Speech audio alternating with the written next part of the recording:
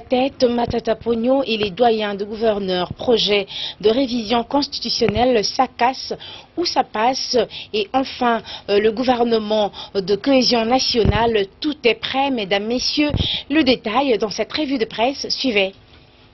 Bonsoir, tête-à-tête Matata et les doyens des gouverneurs. Rétrocession aux provinces, une solution en vue, titre le potentiel avant de dire entre les gouvernements centrales et les exécutifs provinciaux. La rétrocession de 40% a toujours été au cœur du débat.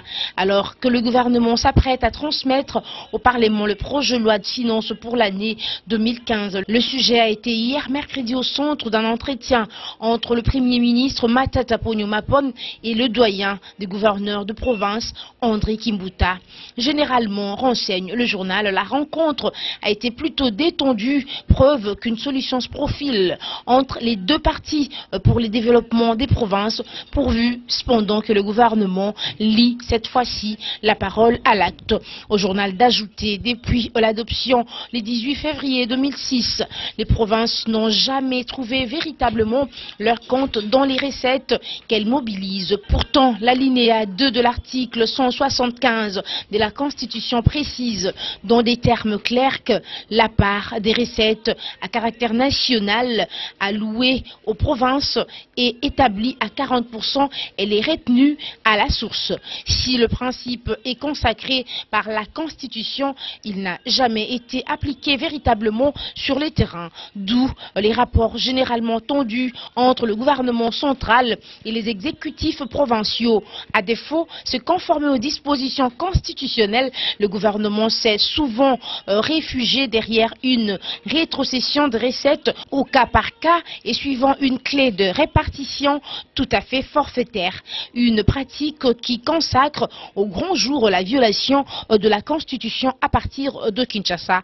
Des tentatives ont été initiées généralement dans le cadre de la conférence des gouverneurs pour parvenir à une solution négociée. Là aussi, le gouvernement central s'est montré plutôt gourmand, s'arrogeant la part de Lyon dans les recettes destinées au trésor public.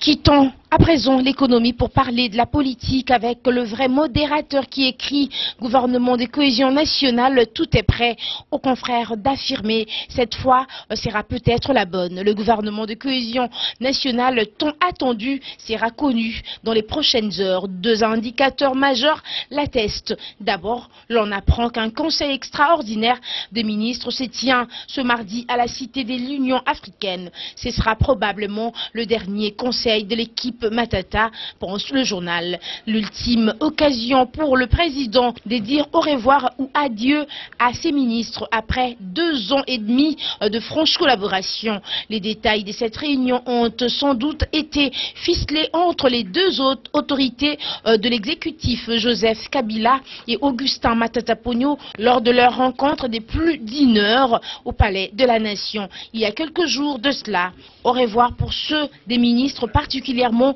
le chef de parti, qui pourront revenir dans les prochains gouvernements dont on ne sait pas encore si l'actuel locataire de l'hôtel du gouvernement sera le fondateur, bien que tout laisse à croire qu'il se succédera à lui-même. Adieu aux ministres qui n'auront pas défendu leur rang ni été à la hauteur des enjeux ou encore qui n'ont pas intériorisé la vision de Joseph Kabila. Et enfin, la République boucle cette revue de presse avec cette note. Projet de modification constitutionnelle, ça passe ou ça casse, s'exclame la consoeur. Lundi dernier, les Congolais avaient les yeux rivés sur l'ouverture de la session parlementaire. Tout le monde attendait avec impatience les discours d'ouverture des débats au Sénat et à l'Assemblée nationale.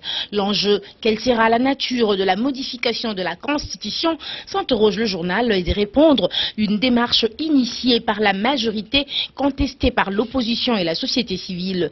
Figurant à l'ordre du jour de la session parlementaire sur la révision constitutionnelle, passera ou ne passera pas, s'interroge de nouveau le journal. C'est la grande question que l'opinion se pose.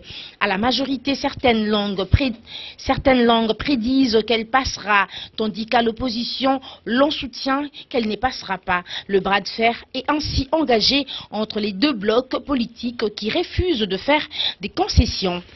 Au journal d'ajouter lors de son discours de rentrée parlementaire prononcé en présence des ministres et des diplomates étrangers, l'opposant républicain Léon Kengo Adondo s'est voulu clair.